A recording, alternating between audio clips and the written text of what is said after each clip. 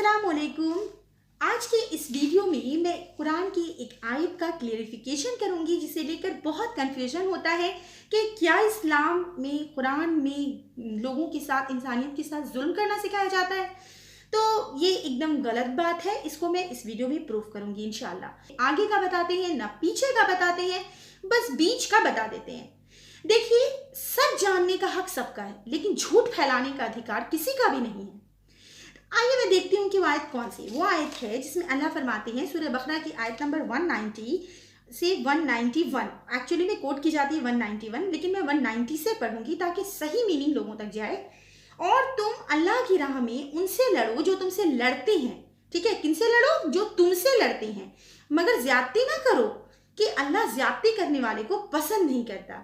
यानी खुद से शुरू नहीं करना है, खुद से आपकी तरफ से किसी के ऊपर जुल्म नहीं होना है, क्योंकि अल्लाह ताला ज्यादती करने वाले को पसंद नहीं करते हैं। दूसरी आयत है उसके आगे की 191 की, उनसे लड़ो जहां भी तुम्हारा उनसे मुकाबला पेश आए और उन्हें निकालो जहां से उन्होंने तुम्हें निकाला। कत्ल अगरचे बुरा है मगर फितना उससे भी ज्यादा बुरा है। और मस्जिद हराम के करीब जब तक वो तुमसे ना लड़े तुम भी ना लड़ो, मगर जब वो वहां पर लड़ने से ना चूकें तो तुम भी उन्हें मारो, कि ऐसे काफिरों की यही सजा है। अब मैं आपको बताती हूँ कि ये आयत किन सिचुएशन में आई है। ये आयत उन लोगों के लिए कही जा रही है, उन मुशरिकों के बारे में, उन मक्का के काफिरों के बारे में जिन्होंने मोहम्मद सल्लल्लाहु अलैहि वसल्लम को और हर उन लोगों को जो ईमान लाए थे इतना तकलीफ दिया, इतना सताया कि फाइनली 13 साल सब्र करते करते उन्हें अल्लाह की तरफ से हुक्म आया कि अब आप ये छोड़कर ये मक्का चले जाइए, आप लोग माइग्रेट कर जाइए, मदीना चले जाइए। फिर वो लोग धीरे धीरे करके इतनी तकलीफें बर्दाश्त करके अपना घर छोड़ के, अपनी प्रॉपर्टी छोड़ के, अपना बिजनेस छोड़ के उन लोगों को इस तरह से उनकी जगह से निकाला गया और वो लोग मदीना चले गए। और जब वो लोग मदीना गए तो वहां भी उन्हें चैन से जीने नहीं दे रहे, बल्कि वहां भी नोटिस पर नोटिस भेज रहे कि हम हमला करने वाले हैं, हम आपको वहां से बिल्कुल फिनिश कर देंगे, खत्म कर देंगे। और इस तरह से वहां पे भी वो लोग सुकून से सो नहीं पा रहे, रात को उन्हें गार्डिंग करना पड़ रहा कि कहीं दुश्मन आके हमला ना कर दे। इस तरह का उन्होंने हालात बना दिया। ठीक उसी तरह आपको पता होगा कि मक्का में ही हरम है ना, हल्ला बैतुल्लाह है, अल्लाह का घर है जहां लोग हज और उम्रा के लिए जाते हैं। तो उस टाइम पे भी मोहम्मद सल्लल्लाहु अलैहि वसल्लम के ज़माने से पहले भी हज होता था। तो अब ये लोग जो मुसलमान मदीना आ गए थे, ये लोगों को वहां भी जाने की इजाज़त नहीं थी। वहां भी अगर आप आएंगे तो उनकी धमकी थी कि आपको हम मारेंगे। तो इस तरह से ये लोगों ने मुसलमानों को हर तरफ से जुल्म करके रख दिया था, जिसे परसिक्यूशन कहते हैं। ओके, तो वही अल्लाह कहते हैं कि उन अभी तक तो हुक्म नहीं था, 13 साल तक उन्हें सिर्फ वो था कि आपको पीट रहे हैं वो लोग, आप लोग सब्र करो, मार खाओ, बर्दाश्त करो, डिफेंस की भी इजाजत नहीं थी। लेकिन कुरान में यहाँ पे जब ये आयत उतरी उस सिचुएशन में, तब इन्हें हुक्म दिया गया कि हाँ आप सेल्फ डिफेंस के लिए लड़ाई कर सकते हैं।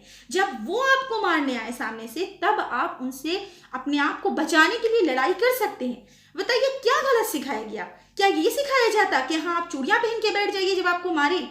देखिए, ये जब थे, ये मदीना वाले लोग जो थे, ये लोगों को ये था कि अगर हम जाते हैं मक्का, ठीक है, उम्रा करने के लिए, तो वहां अगर वो लोग हमको मारेंगे तो वो मस्जिद हराम है, अल्लाह का घर है, जहाँ सबको सिक्योरिटी है, सेफ्टी है, वो हरम की जगह है, हुर्मत वाली जगह कहलाती है, जहाँ पे किसी से भी लड़ाई करने की इजाजत नहीं है। तो हम वहां पे क्या करेंगे वैसे सिचुएशन में? अगर अल्लाह का हुक्म नहीं आता तो हो सकता है ये लोग वहां जाके भी वो लोग मारते तो मार ही खाते। इसलिए अल्लाह ने साफ साफ वाज़ेह कर दिया कि तुम लोग जाओगे, अगर वो लोग तुम्हें मारें, अगर लड़ें, तो तुम भी उनसे लड़ो। ठीक है, खुद से इनिशिएट करने को नहीं सिखाया, ज्यादती करने को देखिए एकदम मना किया गया कि ज्यादती करने वाले को अल्लाह पसंद नहीं करता। और कत्ल अगरचे बुरा है, कहा गया है कि मर्डर सही में बहुत बुरी चीज है, लेकिन फितना उससे भी ज्यादा बुरा है। पता है फितना किसको कहा गया है यहाँ पे? अल्लाह के रास्ते से लोगों को रोकना।